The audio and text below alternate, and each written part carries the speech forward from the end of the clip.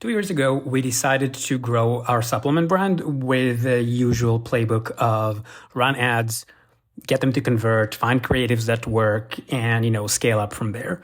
We had the money, so we hired and fired 3 really good agencies that were all recommended to us. We created a ton of creatives, we tested, but then we realized that we need to test more and more and more because they always tell you that you need to test more creatives and you need bigger budgets and it takes time, and time means more retainers and more ad spend, etc., etc.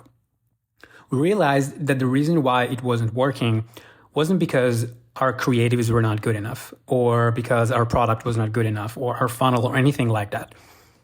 It is rooted in the human behavior of how people buy. People need to see your product, I think they say 5 or 7 times before they make a purchase, right? They need to engage or interact with your brand or product 5 or 7 times.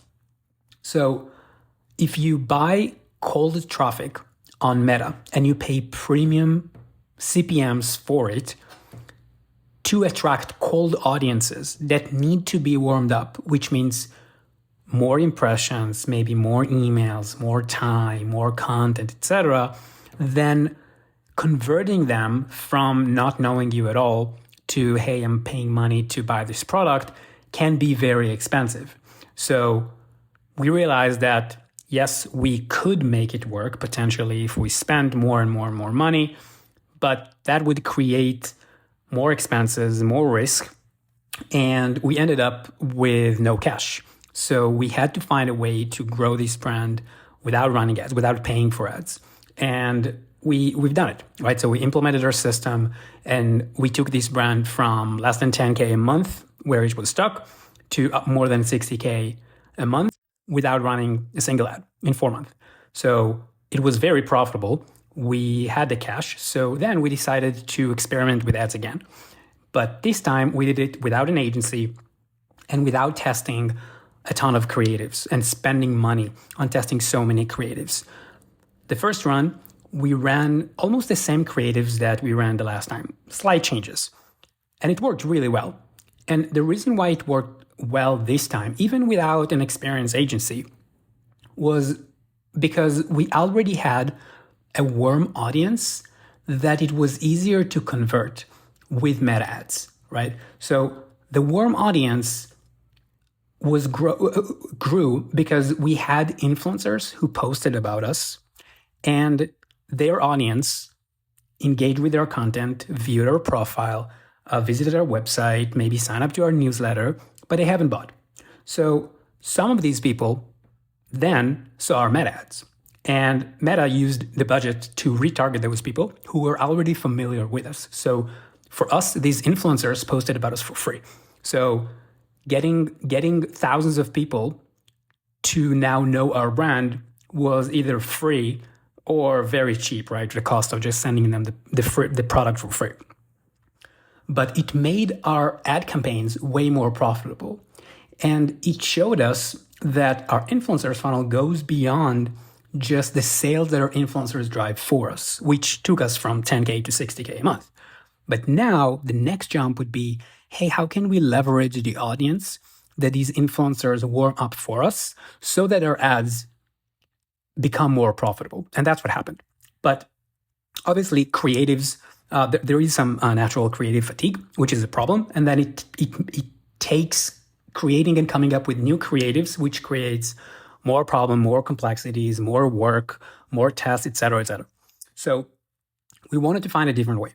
And the different way was taking the content that our influencers created for us that has driven some sales and run it as an ad from the influencer's account, which is called whitelisting.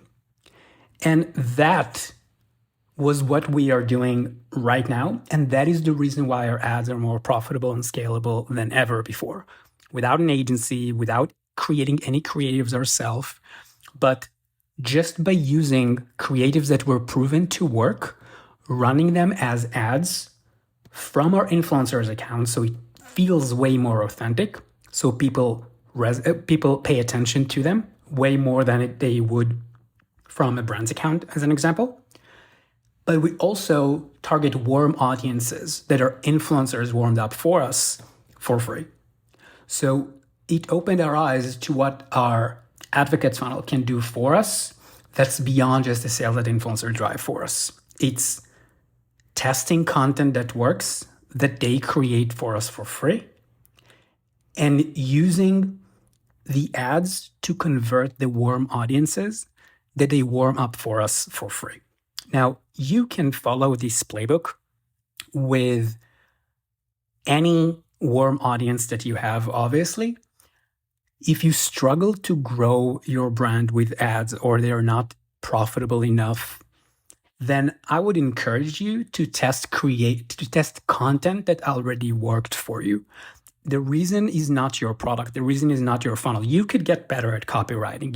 If you run your own ads, then there's so many things that you can test. But at the end of the day, converting audiences that already trust you to some degree, that already know you, is the safest way and the most efficient way to grow with ads.